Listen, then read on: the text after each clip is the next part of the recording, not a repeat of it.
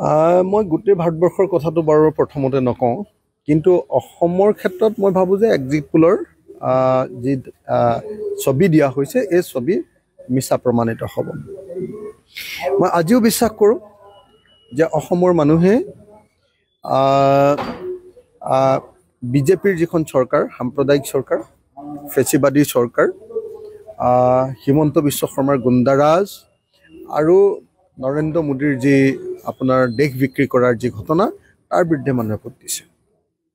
মই আজিও বিশ্বাস কৰোঁ যে আজিও মই দৃঢ়তাৰে কওঁ, সকলো এক্সিট পোল ওলোৱাৰ পাছতো, যিহেতু মই গোটেই কেম্পেইনটোৰ লগত জড়িত আছিলোঁ, অতি স্পষ্ট ভাষাৰে মই আপোনালোকক জনাব খোজোঁ যে অসমত আমি বিৰোধী ঐক্যমঞ্চই 6টা সমষ্টি লাভ কৰিব পাৰিম।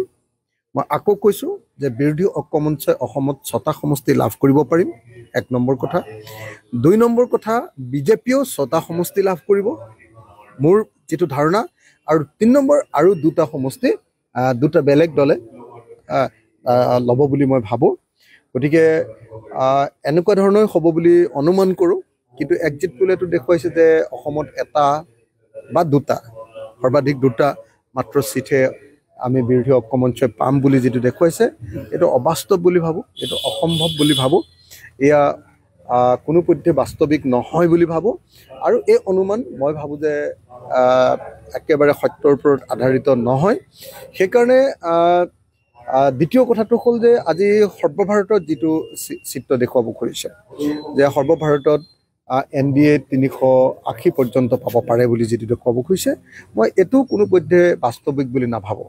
বিশেষকৈ উত্তৰ প্ৰদেশত মানুহৰ যি ধ্যান ধাৰণা আমি দেখিছোঁ, মহাৰাষ্ট্ৰত যি ধ্যান ধাৰণা দেখিছোঁ, বিহাৰত যি ধ্যান ধাৰণা দেখিছোঁ, এই আটাইবিলাকৰ পৰা ক'ব পাৰি যে NDA আচলতে মই ভাবোঁ যে গোটেই 270ৰ ওচৰৰ পাজৰে পাব। যদি NDA চৰকাৰো গঠন কৰে, সেইটো 270ৰ পৰা 280ৰ ভিতৰত হ'ব পাৰে, সেইটো কেতিয়াও 380 হ'ব নোৱাৰে।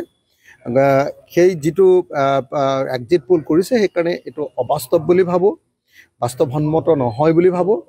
আৰু ভাবোঁ যে এই এক্সিট পোলে ভাৰতৰ সকলো মানুহৰ প্ৰকৃত যি ক্ষোভ, বিজেপি চৰকাৰৰ বিৰুদ্ধে যি খং, যি ক্ষোভ, সেই ক্ষোভক প্ৰতিফলিত কৰিব পৰা নাই।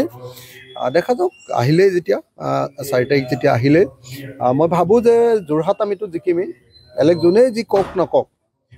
যোৰহাটত মই নিজেই কেম্পেইনিঙৰ প্ৰথমৰ পৰা শেষলৈকে জড়িত হৈ আছোঁ।